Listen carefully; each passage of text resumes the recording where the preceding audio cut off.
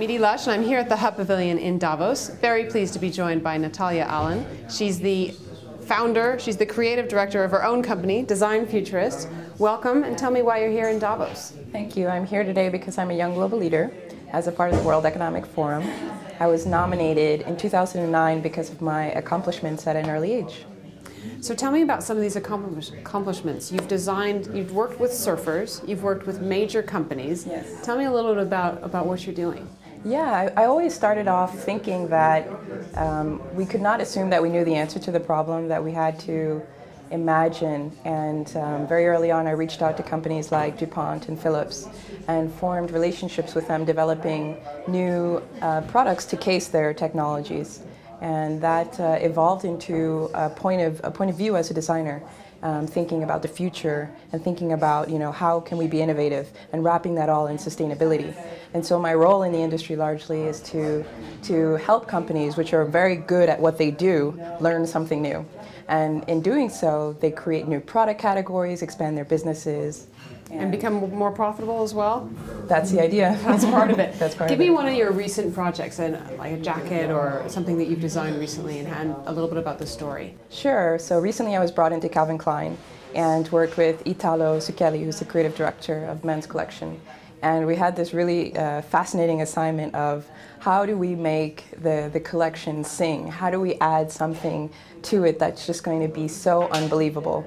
And so we went to work on patination and basically oxidizing metals to paint in a natural color story.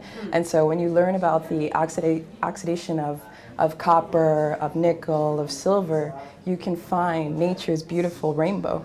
And we applied that to some of the clothing and basically had a really good time and a really good response. You're also a surfer, is that Yes. right? Now tell me how that's influenced what you've done. I love nature, and that's why sustainability to me is more than just a buzzword. It's a way you live. It's a form of wellness. It's a form of caring about people.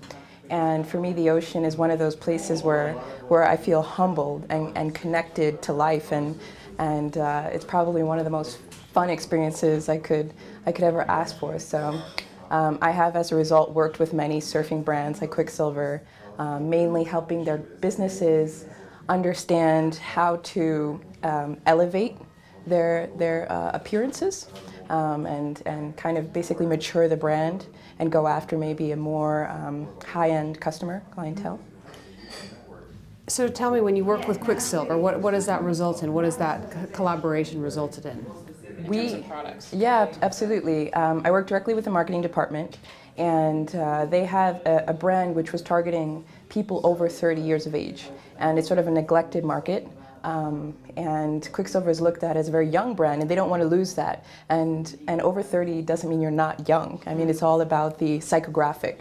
So we basically looked at the product, adjusted some of the fit, and tailoring to actually look good on a body that's not a 17-year-old boy, but not sort of make the guy who's over 30 feel like he's, heading for retirement in Florida. Right.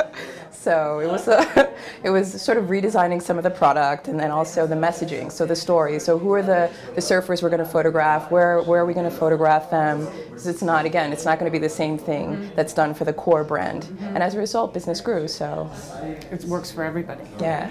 Tell me a little bit about your entrepreneurial journey and some of the things that you've learned along the way. Or not learned, or mistakes you've made. I feel like we could be here forever with that, but to be concise, well, I started off just like any sort of normal student running into the world with wide eyes and saying, I have this passion for constantly learning, and apply to that the work ethic that my family showed me. And just constantly reached out to people, asking them, how can I help? How can I be involved? And through that path, starting out in the fashion industry with some high-end designers like Ralph Rucci and Christina Perrin, and then sort of realizing I love that technique, but I think I'm also interested in actually the science of design and the textile industry, and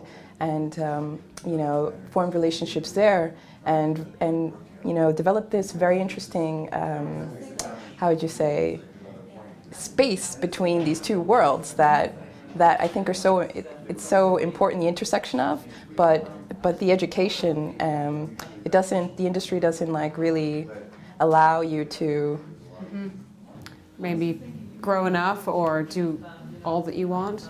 It's just, everything happens to me, it tends to happen in a silo. So if it happens in a silo, it really limits what truly is an ecosystem.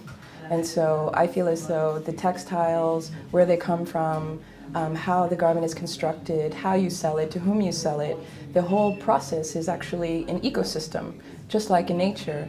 And so I found that by being really interested in all these areas and really devoting a lot of time to learning about these different segments of the industries, I've had this unique place where I can, take just a concept and say, well, this is the technology we need to apply to it. And as a matter of fact, I think this is the customer that's really going to respond to it. And this is the way, I believe that they see the world. So we should sort of package it in this aesthetic. Natalia, thank you so much for taking the time to come in and speak to us here in the Hub Pavilion in Davos, and I'm Edie Lush.